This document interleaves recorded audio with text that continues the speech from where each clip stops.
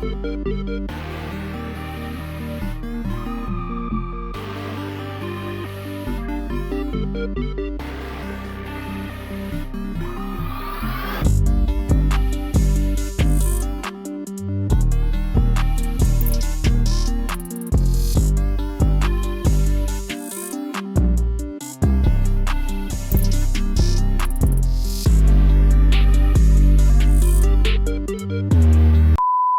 man, say man, Cat Rock back here again with another video, and today's video is a very exciting video because we're going to be installing probably one of the best taillights on the market in my preference. But if y'all haven't seen the last video, we fixed our taillights after not having them for a whole year, bro. I haven't had turn signals for a whole year. Look at this, bruh. This is a rare sight. But anyway, what I'm gonna do is basically disconnect the battery right now and show y'all how to take off the OEM taillights, and I'm gonna remove the rear bumper. I wanna show how to install it with the rear bumper off, just to, I guess, get some better like wire management. Without further ado, let's get straight to it. Oh yeah, disclaimer, your boy had to go to AutoZone real quick because I had to pick up some of these star bits, because on the OEM taillights, there's like a little bracket that you gotta take off and transfer them to the new taillights. If there's anybody out there that's installing taillights and y'all have to transfer over that bracket, is a T20 star bit. But let's get straight to it. So to take off the OEM taillights, you just gotta pop this off. You don't really need a trim remover, but just pop it off. And there's 3 bolts, one here, here, here. You can take it off with a Phillips head. That's what I'm doing. Once you're done stripping your bolts, you wanna just go ahead and like pull it like this way. You just kinda wanna pull it towards you. And you have this harness that's like the hardest harness to take off in the world.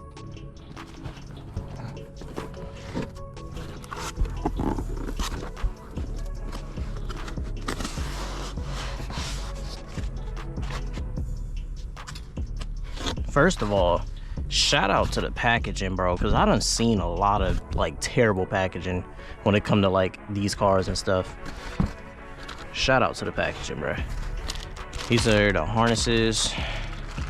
And chat, we got the clears, bro. These are tough. These are so tough. This is the time to think about if you want to have the sequential function or not, because if you don't, unplug both sides. If you do, then just keep one side. But I'm gonna have it on, so your boy is about to go ahead and plug these in too nasty. So once everything's in, you just want to connect these 2 blue wires together. That's from both taillights. It's the blue with the little heat shrink. You know what, I'm gonna just zip tie it on this harness right here. Seems the most practical. Yeah, so on this bumper, it's kind of hard to see, but there is a harness right here, which all you got to do is push down and pull out if it wants to do that. And this just kind of tees right into it pretty much, but I'll let y'all know how that goes. Ladies and gentlemen, we back, bro. It's been like a week since I last installed these taillights.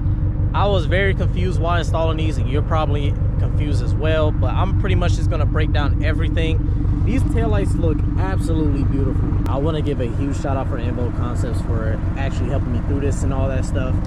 These taillights look absolutely beautiful. But anyway, through the installation progress, let me just show y'all. When you install these taillights, there's 3 bolts that you want to take off. It's this bolt, and there's 2 right underneath here. You can literally just plop this open, but I'm not gonna do that because I already did it. And then what you want to do is transfer over this bracket right here. So that bracket is being held in by a small star bit screw. It's a T20 star bit screw. On these taillights, they provide a Phillips head screw. What you want to do is do not use the star bits that were on the OEM taillights. Use the Phillips head screws that they provide for you, because I'm not gonna lie, I was over there, I was confused, bro. I was mad confused, like which ones do I use. But anyway, yeah, use the Phillips head screws that come here. Other than that, there's a couple wires you have to do. One is the main wire. You should already know what that is. Then there's a blue wire. The blue wire are on both sides of the taillights. That just connects underneath the bumper, just connects to each other. There's another like split wire looking thing. It's pretty easy. You just, you know, you don't really tap into anything, but you kind of disconnect this harness right here. It's like right here under the bumper. Just tap into it with the little T-tap looking thing, and you just pretty much connect it from this side and this side. It is very, very easy, self-explanatory. And then there's one last wire. It is a black wire. It's kind of like a circle-ish looking thing, and it's on both sides. They kind of connect to each other. That pretty much gives you the functionality to either have sequential taillights or non-sequential. That's meaning like the sequential turn signals or non-sequential turn signals. Pretty much if you have it disconnected, you're not going to have the sequential turn signals, and if you do have it connected, you are going to have the sequential, which mine is on right now. I mean, you can't really tell right now, but let me give you all an example. This is the sequential. It looks very, very beautiful, bro. I'm not even gonna lie. These taillights, what makes them so different and what makes them unique to me, and I really like it, is how like they're like concave. They're like, it's not a flat panel right here. Like, it's not a flat piece of, like, you know what, I don't know how to explain it, bro. I'm gonna put up a couple pictures for y'all, but a lot of other aftermarket taillights are just very flat. There's no texture, there's no, it's not giving demure, you feel me? But these are like very OEM plus. They look very good. The reason why I went with the RGB versions was because simply my car is like RGB. It looked like a freaking PC, bro. I'm not even gonna lie. I have low glow, I have these taillights now, I have strobes. Like, what more can you ask for? I even have the Starlight headliner. But one thing that I did install on the car off camera was this brake light up here. Shout out to Xavier for actually giving me that.